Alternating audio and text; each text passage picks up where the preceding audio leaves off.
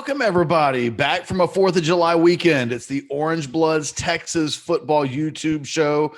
I'm Geoff Ketchum, joined by Anwar Richardson. Do us a solid. Hit the like button if this video is informative or entertaining, or if you hate it so much that you like it. And we'd take a subscription to our page as well if you are in the giving mood after a night of fireworks. Anwar, the fireworks didn't just occur in the sky last night. You know, I was at a fireworks show in the Woodlands. I saw they were going down in Austin, which was nice to see a year after the pandemic. I have to say, I kind of missed fireworks and didn't even know it. We had recruiting fireworks for this Overreaction Monday show, and it was a weekend where, quite frankly, there were a lot of announcements from players, and not many of them picked Texas. At the top of that list is five-star offensive lineman Kelvin Banks, a guy that I think is the single most important player in this class for the Texas Longhorns, mainly because he plays tackle. And while there are other five-star offensive linemen in this class, they don't necessarily project as a tackle as much as Banks does. He commits to Oregon, and really a shocking little scenario that we can talk about in terms of how did we get to a point where Oregon took Banks and none of the Texas or Texas A&M sites or just media in our industry really saw it coming, really coming from a mile away, up until like 72 hours before his decision. There's a lot to overreact to. So I will give you the floor. The microphone is yours. In terms of your first overreaction from a Monday, where are you taking us? Well, the Banks one is interesting, from a sports perspective, right? Because when you think of people coming in and plucking the best talent out of Texas, there's usual suspects, right? Alabama, typical suspect. Ohio State, typical suspect. Even though you don't like that, you come to understand, all right, these guys are national powerhouses and so on and so forth. You don't expect that from Oregon. And if you're a Texas fan, you got to be a little concerned because then, Ruben Owens responds to that, and he kind of puts a Twitter thing out where he's taking a notepad, and now you're like, oh, is Ruben Owens thinking that? Now, I think Ruben Owens likes being recruited, so that may not be here or there. But losing a guy like that, and again, we'll talk about the guys that they did get, and we'll talk about the positives, but you don't expect Oregon. And it's really fascinating, Ketch, because the Oregon coach was someone that we know was a candidate for this Texas job previously. And one of the things they talked about was he was a great recruiter. Like, how do you get recruiting going in Texas is you hire that guy.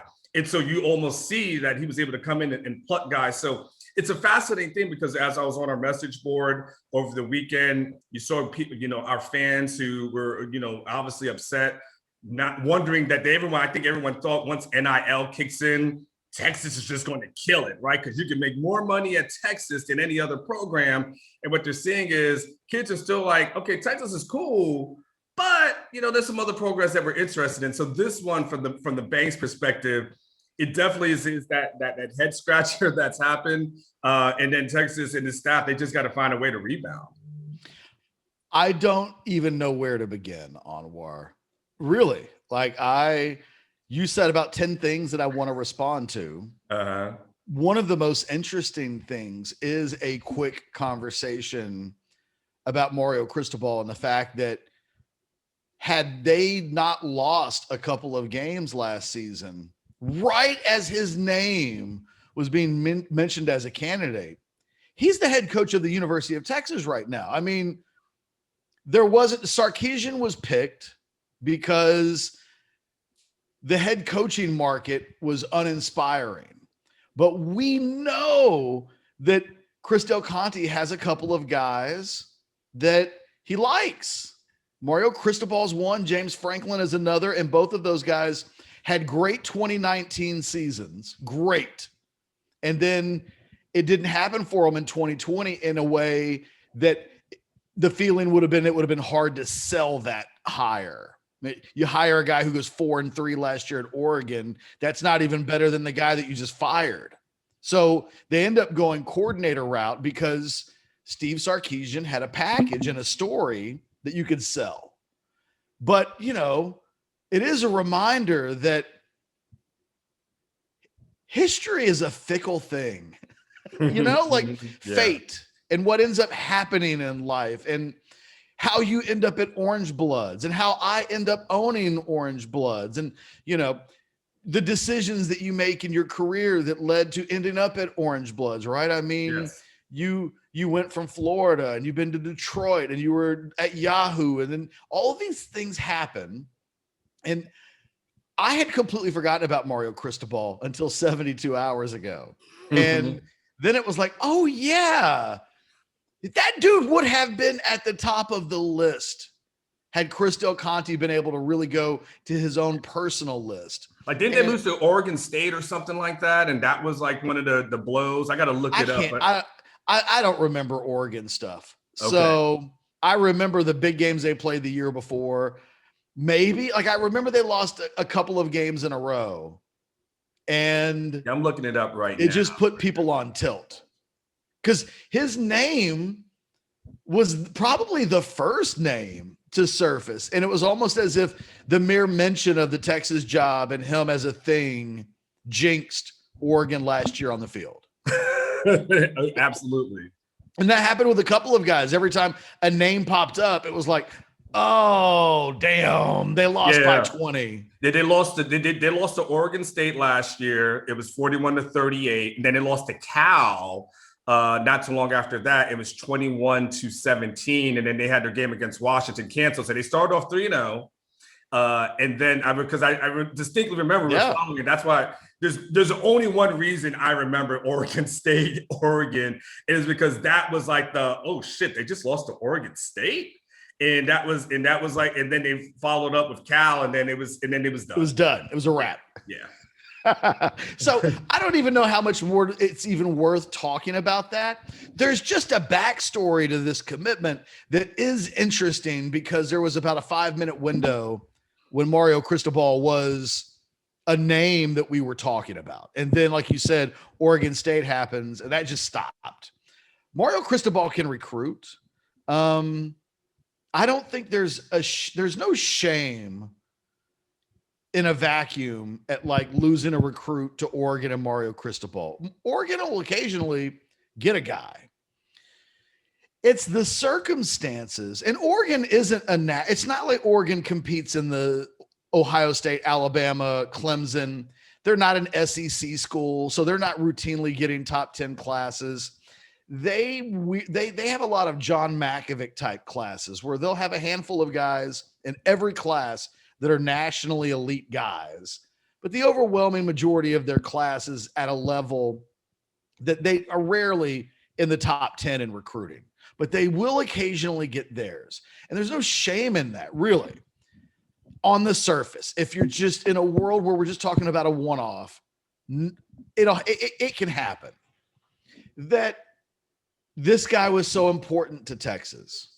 And there's so many layers to this because Texas felt incredibly positive. They thought they were getting Kelvin Banks.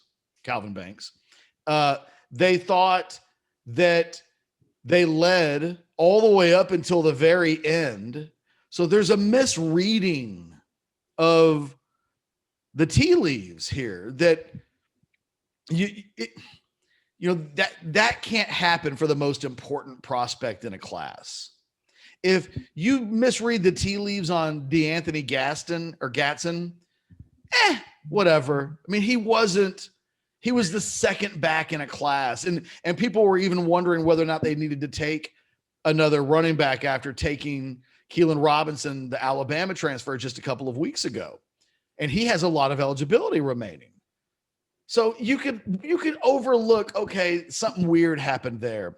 But for Banks to make his decision and for Texas to be the last to know, and I say that not as speculation, but somewhat confidently in just knowing what was happening behind the scenes.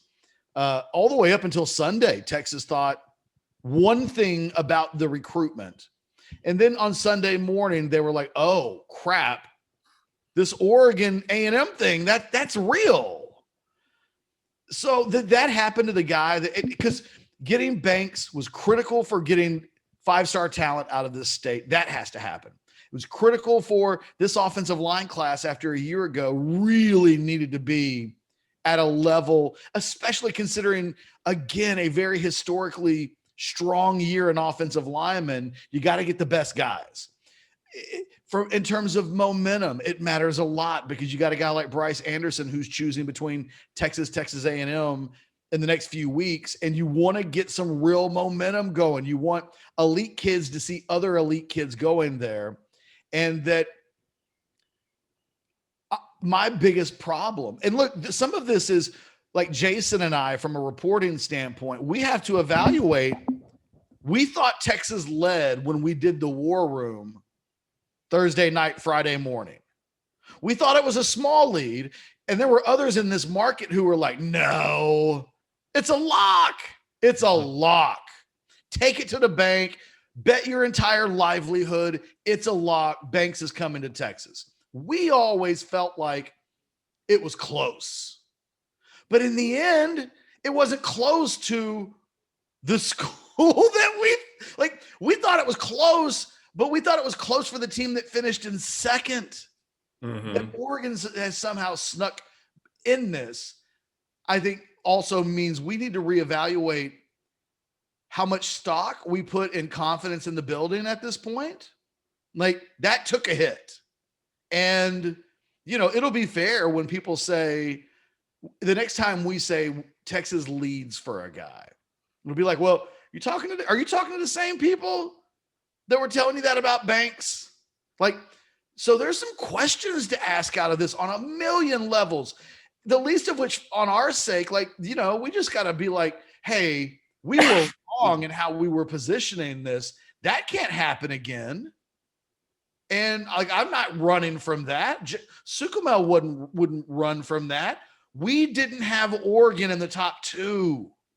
We didn't have Oregon in the top 2 48 hours before he announced that nobody really saw it is fascinating because it doesn't happen very often.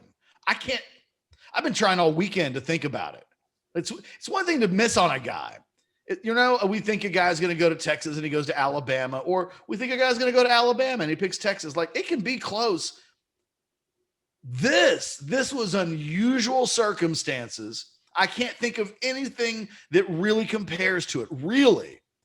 And that it happened with the most important guy in this class, I think makes this situation an easy one to overreact to. I don't even know what my overreaction really is. I just know there's a lot of shit that happened. I mean, I think, Ketch, one of the things it's important in this conversation is Steve Sarkisian was hired and the staff was hired because one of the reasons was they didn't think Tom Herman could get it done in recruiting anymore, right? And that was a real thing. They lost the Brockermeyer twins, and that was a huge blow. They lost Quinn Ewers, and you and I both know the people that matter were really ticked off about that. Oh, and they didn't think that Texas would be able to recover from that. And so one of their hopes was by hiring Sarkisian, that all of a sudden you would get that recruiting boost. And that was supposed to happen. And they looked at, again, resume, USC, #1 overall recruiting class, recruiting at Alabama, and obviously what those classes looked like. And they expected that to happen instantaneously over here. And what we're seeing, Ketch, it's funny, you're talking about Banks, but there was also like 3 other guys that they were interested in within like a week time span that decided that they weren't going to come to Texas. There were a lot of head-to-head recruiting battles, whether you're talking about the running back, DBs, there was a lot of different guys. And so they end up getting 2 guys this weekend, but the losses pile up. And then kind of goes back to, now will be what I stand on my pulpit. And, I always say certain things. I always say, like, how many 5 stars did it take to beat TCU? But now my latest mantra I'm going to stand on this thing is, when it comes to Texas and the University of Texas, fans have to realize that it's been 16 years since Vince Young crossed that goal line. And you have guys now, as you're coming to this day of reckoning, who went an 18-year-old recruit was 2 years old when Vince Young crossed that goal line. A 17-year-old recruit was one. A 16-year-old junior was not even born.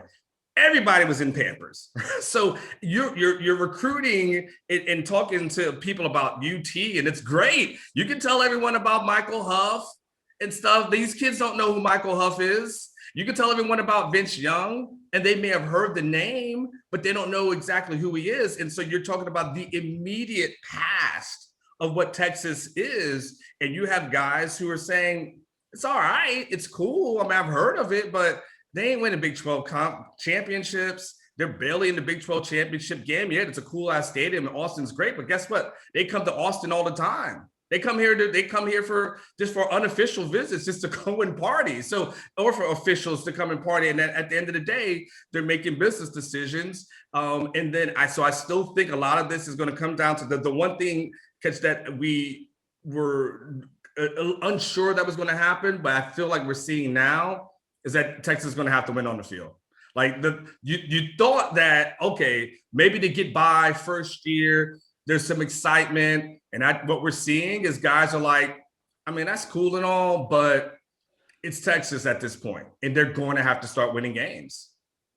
Yeah, I mean, I feel like on some level that conversation is one that you and I have had a lot on this YouTube channel. I mean, if you're new to the channel, you can go back, and if you're like, hey, you guys should just talk about that for a show. Yeah. We have. Pick any video as we've mentioned it. Yes. And we've talked about the next thing that I'm going to talk about, which is, Sarkisian doesn't have a reputation yet for being an elite head football coach.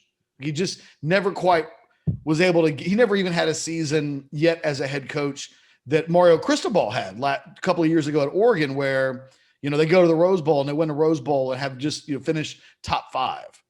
But this is a guy that once recruited Alabama has basically had the number 1 recruiting class in every year for the last decade, other than the time Steve Sarkisian did it at USC in his first full year at USC as a recruiter.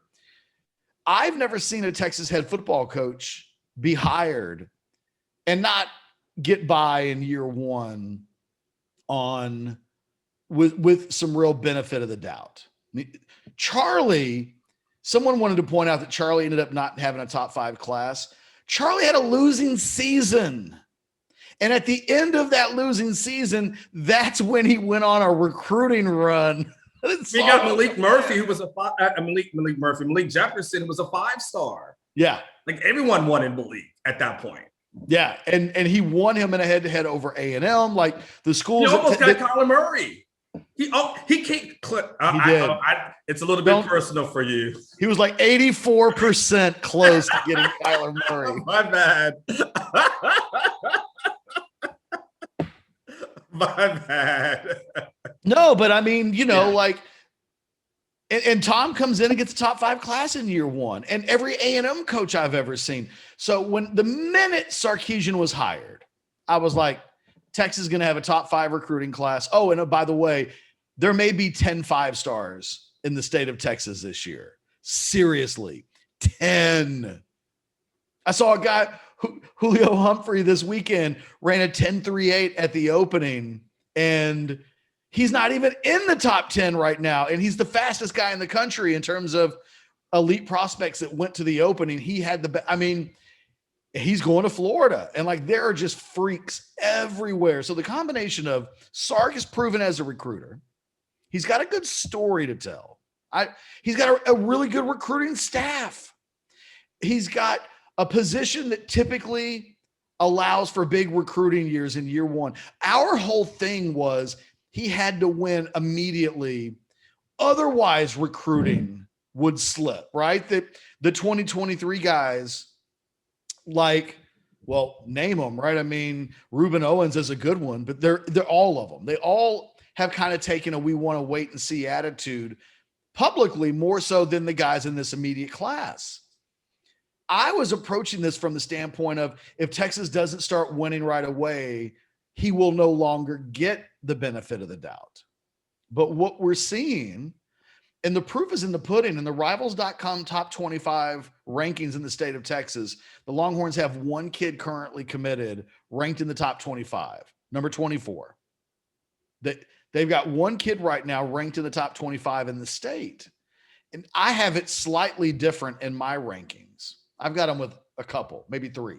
But I think only one in the top, the Jaden Blue thing makes for a controversial position. What you do, he would have been in that group of guys, and then Rivals dropped him because of the whole sit out thing. But yesterday was a big reveal for me that Sarkisian isn't getting the benefit of the doubt.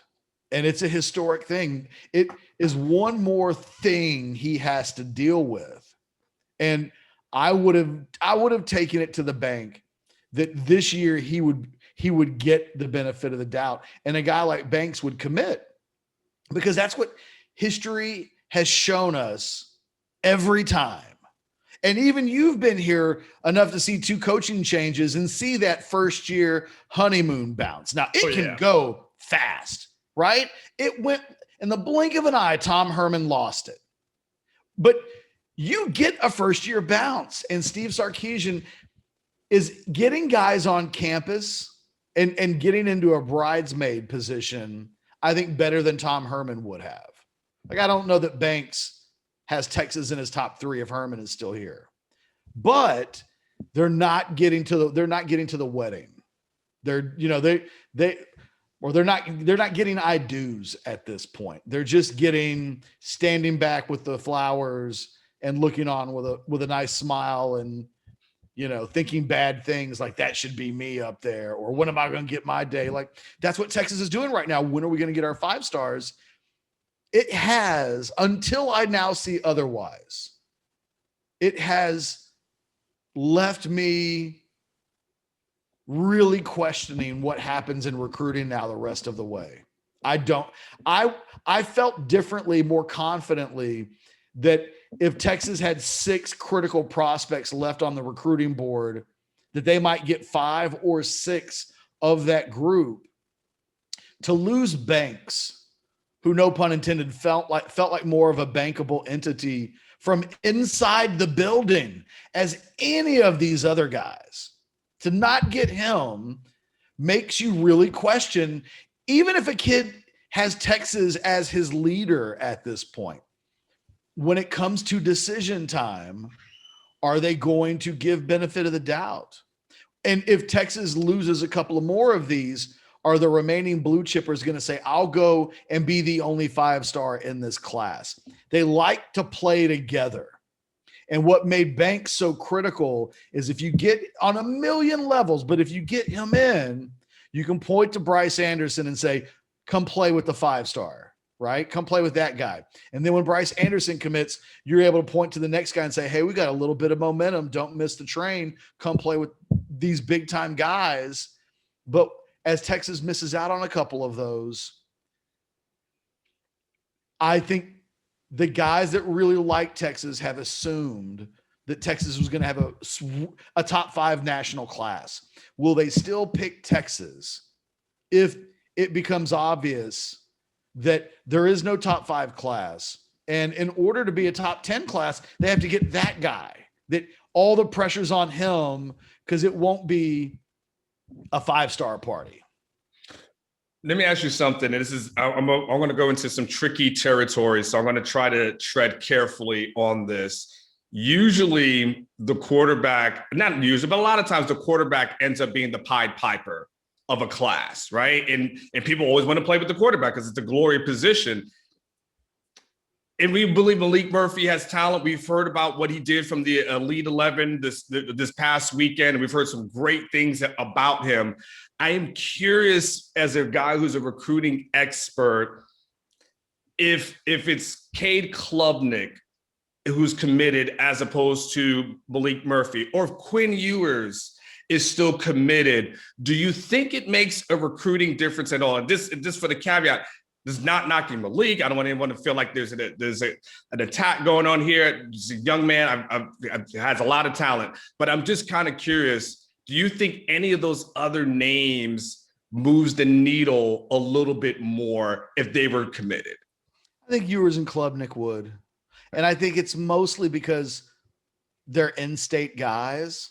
So where Malik Murphy, in a world where Texas has some real juice, would be able to help, I think, goes with national guys. He goes to a national event, and all the national guys talk to the national guys.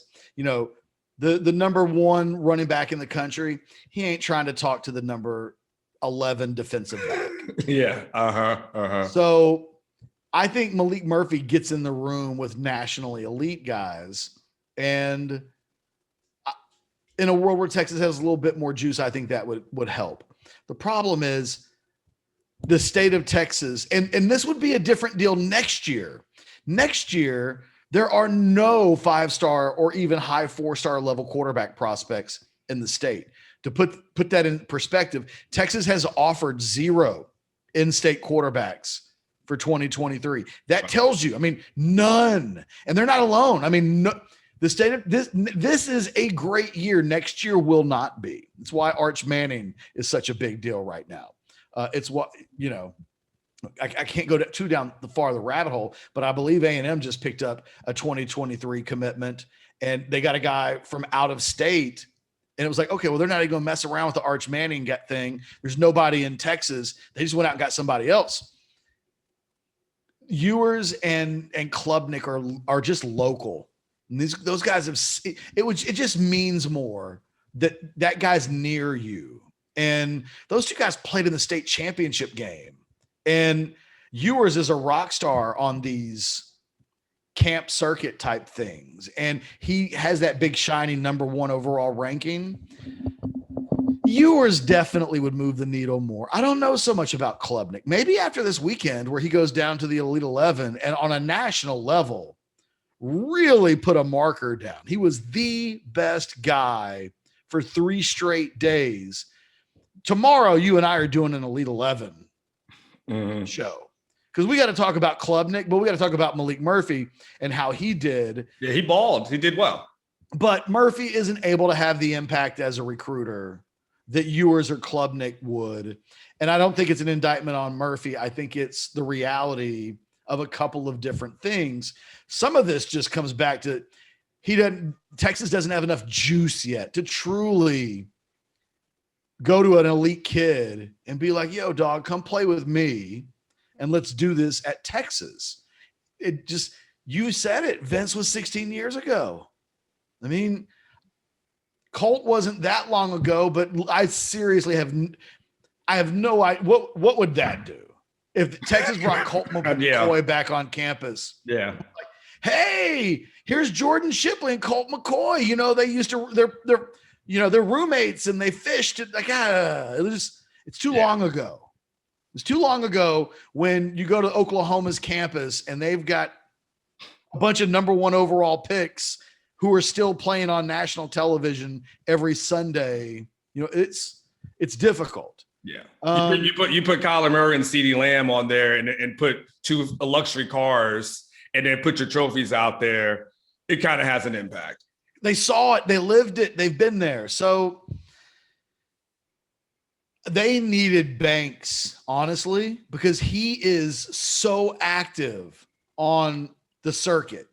He's been doing camps and combines. I mean, he really made his name as a prospect at a camp, you know, and one of the reasons why I trusted Brian Peroni's reporting from an A&M site at 24/7 was that I can remember Banks got on the radar because of video that Peroni shot of him at a camp.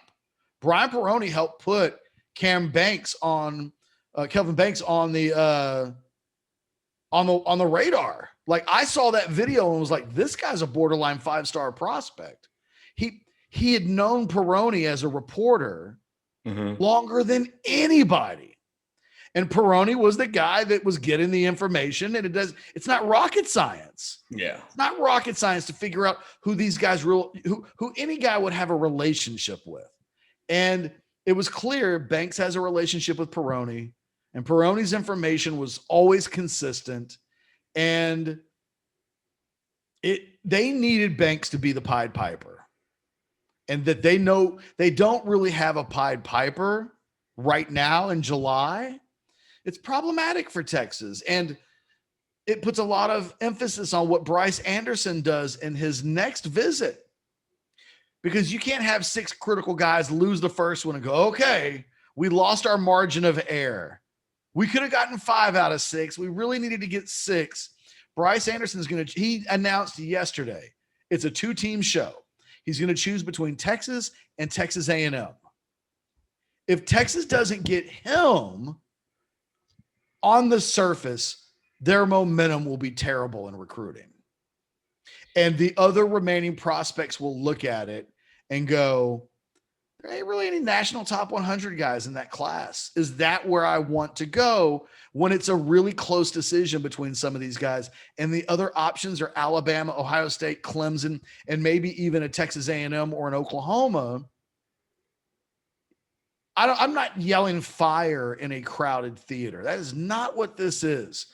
What I'm doing is letting everybody in the theater know people are smoking with lighters. Like, there are fire devices in the theater. So keep your head on a swivel. I'm not yelling fire. I'm telling you, there's enough lighters in the building, and there's like gasoline on the carpet. Just FYI. Yes. So don't freak out.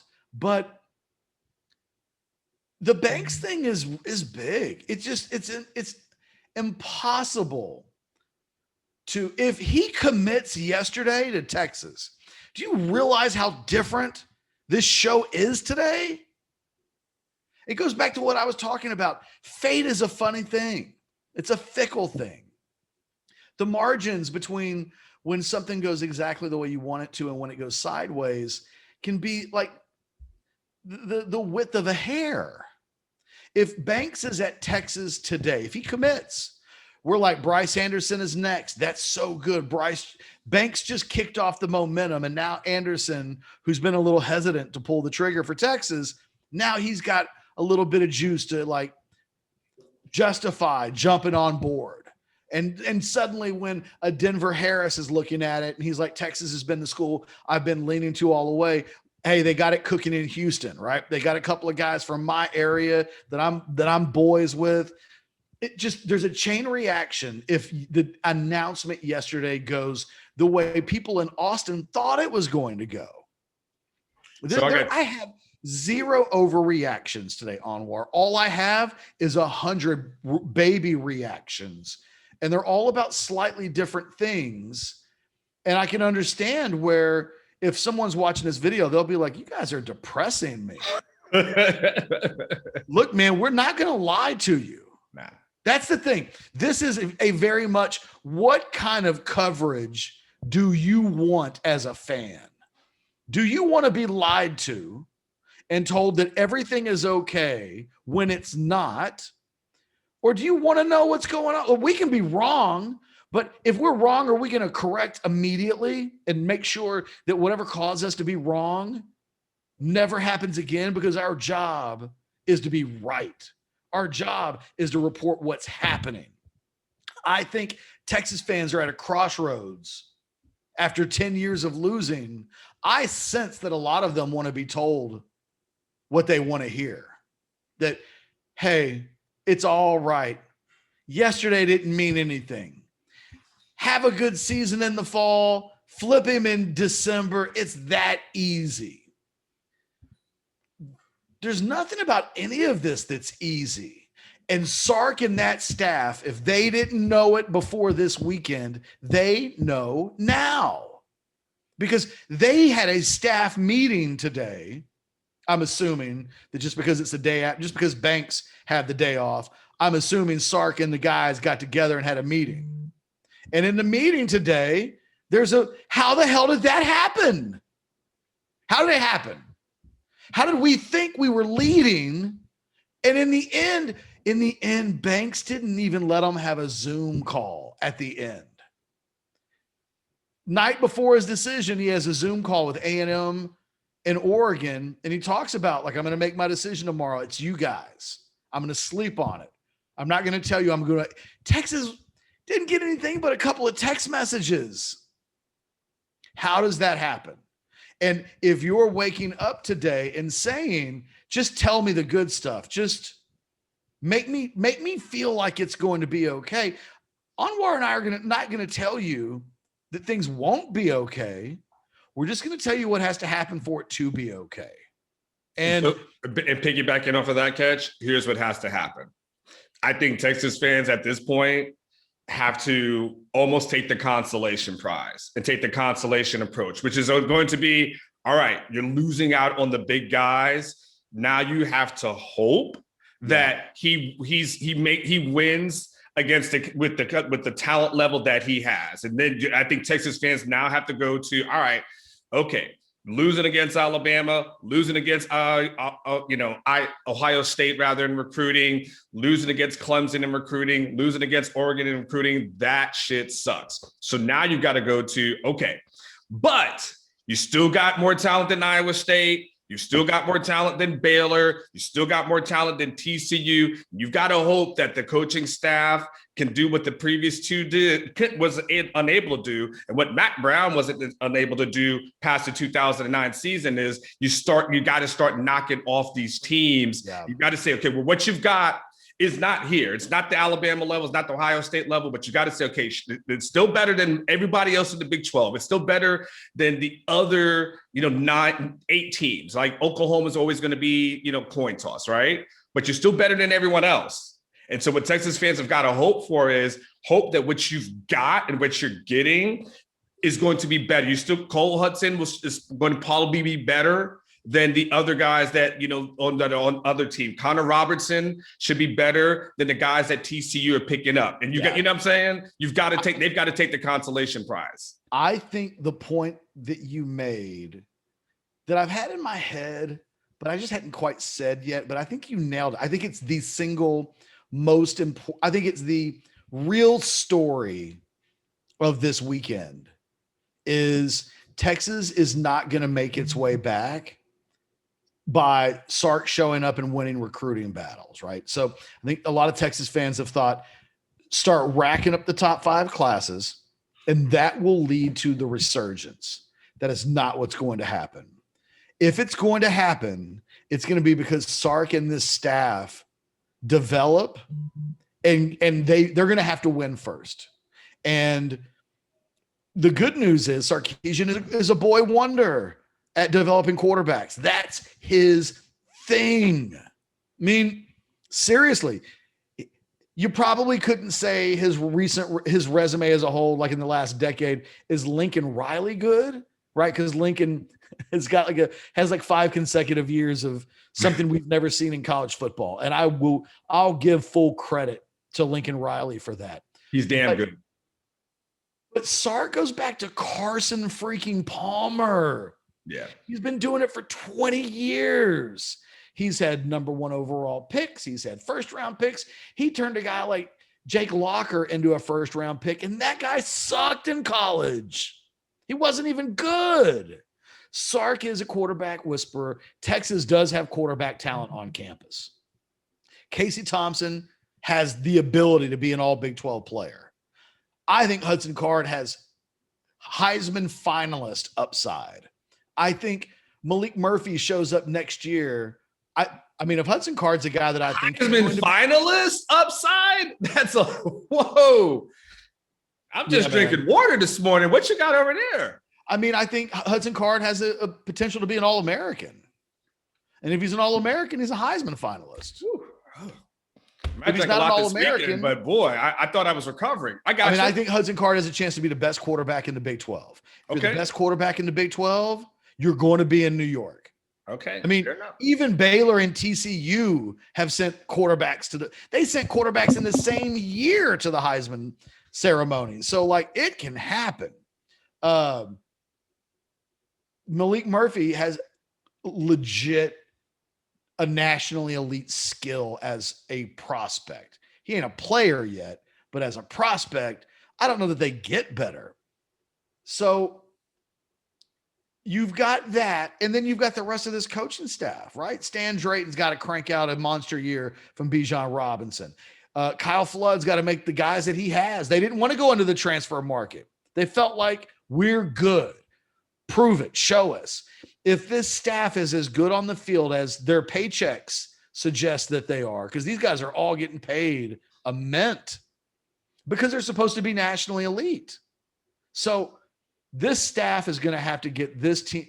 The turnaround for the program is not going to occur because of recruiting. The turnaround in this program is going to have to be through development and wins on the field that eventually lead to the type of recruiting that Texas wants to have from Jump Street.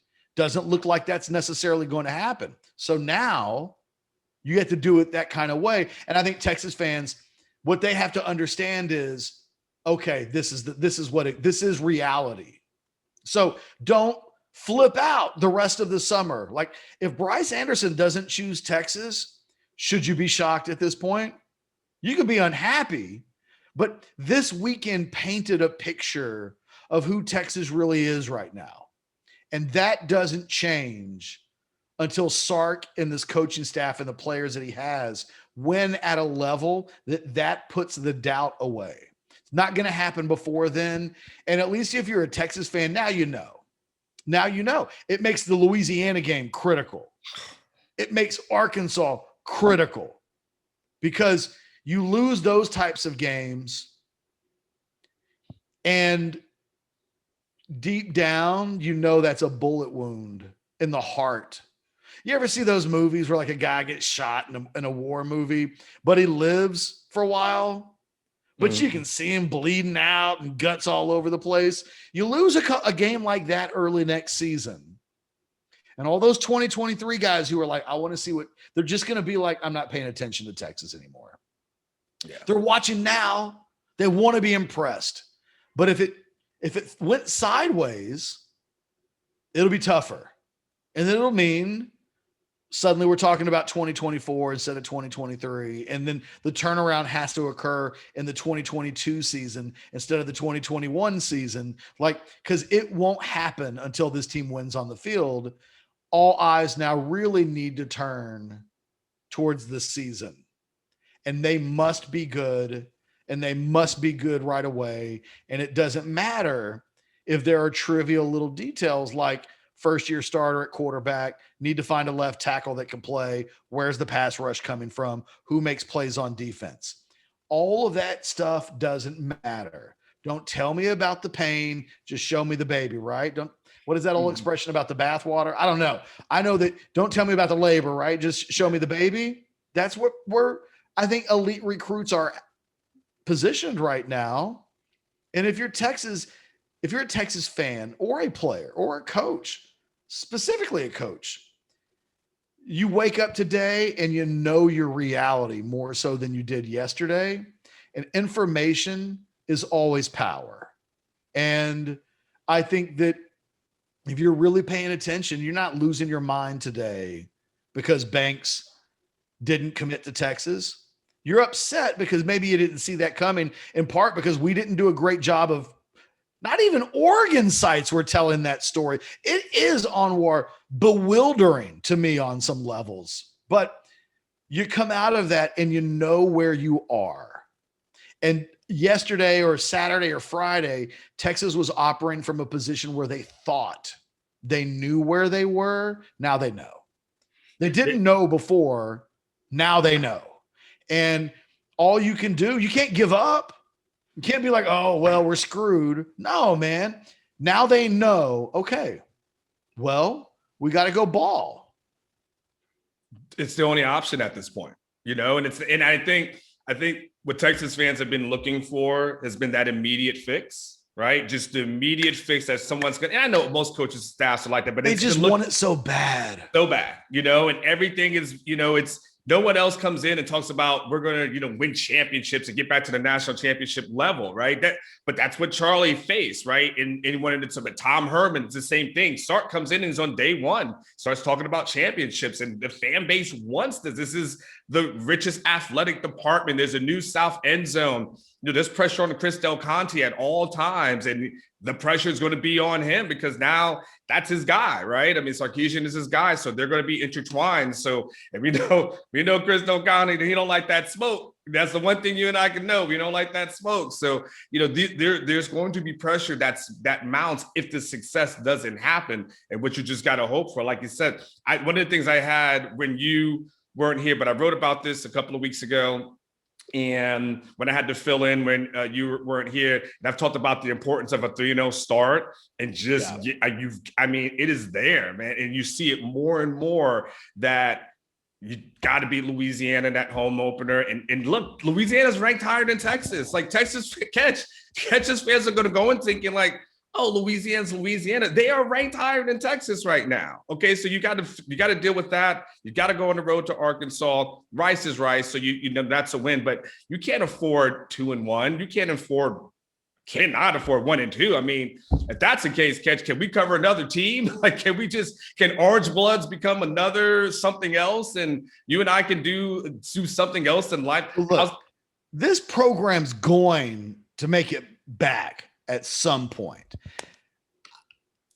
As low as it feels, if you're a Texas fan, because of the totality of 10 years, the reality is this isn't worse than probably the mid 80s to right before the beginning of the mid 90s. I mean, I lived it. I was younger, but I lived it. That was right. Like at the beginning of my college years, like I was there. It wasn't, this is nowhere near that bad, but it's not easy. Mac Brown is going to be he's going to be a college Hall of Fame football coach. It takes a guy like that to get you above this mediocrity and into the real national conversation.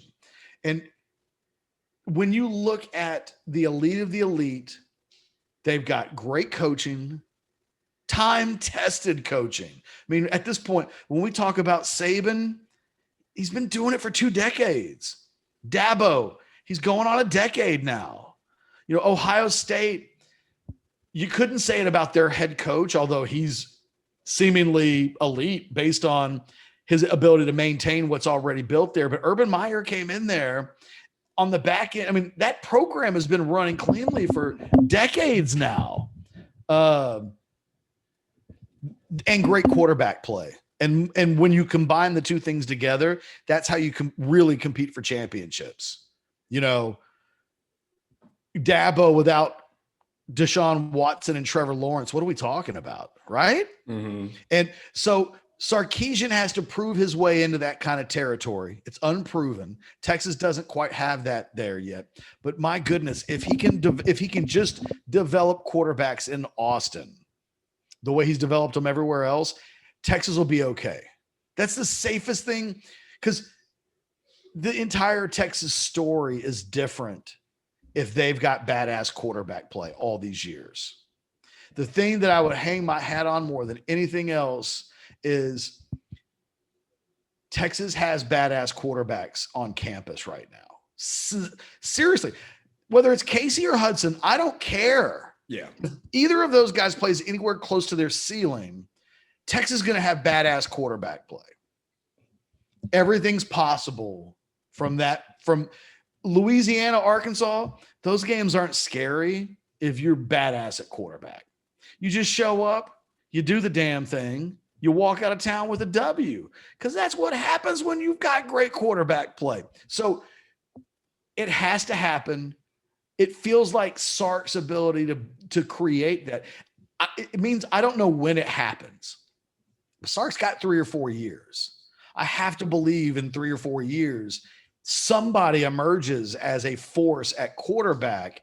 And when that does, the recruiting will follow. We're just at a point right now where Texas won't get a top 5 class until that happens. All right. So how about this? How about we make an agreement, since we're almost at an hour? Tomorrow on Tuesday, we'll talk about Hudson and Robertson. So everyone who said, man, everything happened this weekend, but you guys didn't mention them. How about we give them their shine and their spotlight for the next one? I'd almost rather talk about the Elite 11, but yeah. Okay, I mean, okay, all right, fine. We'll combo. got a We'll week. combo. We'll get to Wednesday and be like, what the hell are we going to talk about? It's the middle of July, and we can talk about the commitments. Okay. We'll do Elite 11, and then we'll do the other guys. How about that? Yeah, for sure. How about that? All right. Because I know it's gonna be in the comments. You know what they're gonna say. So how about a promise? You made it this far. We'll give you some of the positive stuff so you can feel good about your week. Yeah, but like I'm not gonna fake it. I can't. I will not be that guy that talks about a high 3-star and a low 4-star and sells that up as the biggest thing since someone decided to slice up bread. Anyway, look, we'll have content all week long. I assure you that we got to do a buy or sell edition at some point this week. It's been a while since we've done that. Yeah. We've got more recruiting stuff to talk about. I mean, someone asked about us. We haven't done a live stream in a while. And we need to do a live stream. Yeah. Matter of fact, we should. I don't know. We'll do that. Like, there's all week long. We're going to be bringing you the banging content. Like the video, and it helps us. And subscribe to the channel. That really helps us. Tomorrow on the table, Malik Murphy. What did that Elite 11 thing do? What did it mean? And Anwar and I are going to take a Cade Klubnik victory lap. Like, that's going to happen too. So. Yes. That may have as much to do with me wanting to talk about the Elite 11 than the commitment as anything. We need to be able to take our Cade Klubnik victory lap.